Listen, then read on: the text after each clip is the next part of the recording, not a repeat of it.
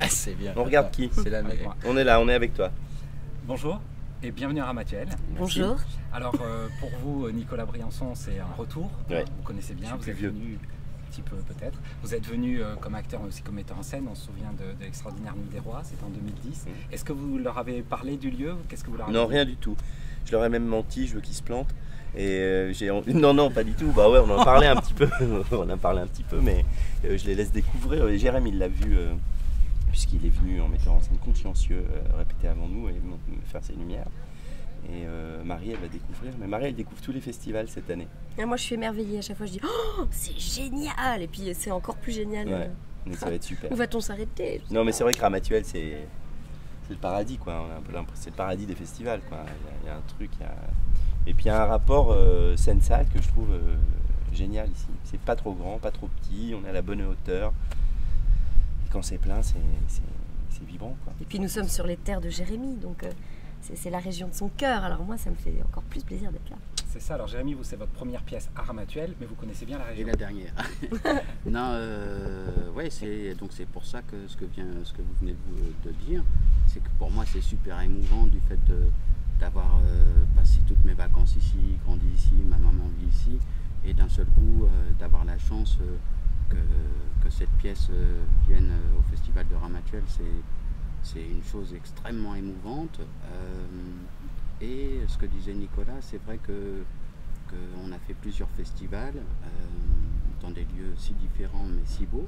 Et en même temps, la particularité, en tous les cas, de cette salle de Ramatuelle, c'est qu'elle est, assez.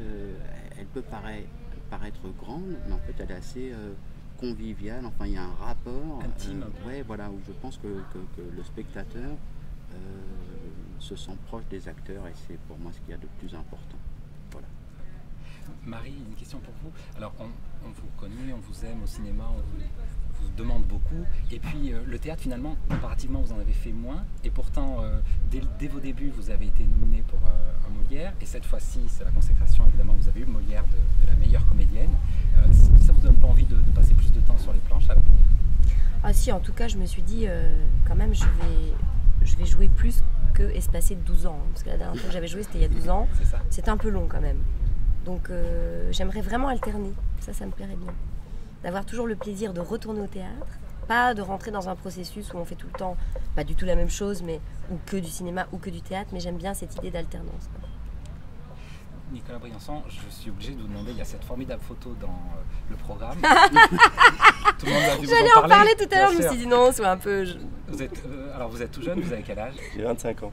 Voilà, et vous êtes assis à côté de Jean Marais. Bah, c'est en 87, c'est-à-dire 2 ans après la création du Festival de Ramatuelle.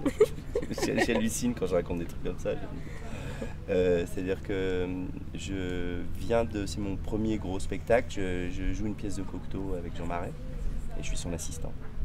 Et on le crée au Festival d'Anjou, Oui. dont je m'occupe, qui est dirigé par Jean-Claude Brialy à l'époque. Et comme toutes les productions du Festival d'Anjou, elle arrive un mois plus tard au Festival de Ramatuelle, ce qui est le cas. Et effectivement, la photo est prise dans les gradins de Ramatuelle.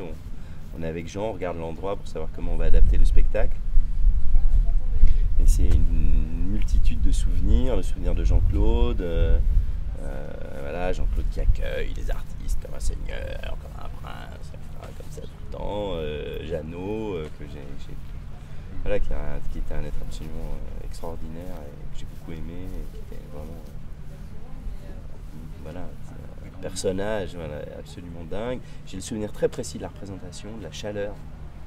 Parce qu'on était dans des costumes d'époque, genre Renaissance allemande, avec des pourpoints serrés jusque-là. Je pense qu'on a failli perdre Raymond Jérôme ce soir-là, et quelques autres qui n'étaient pas très jeunes.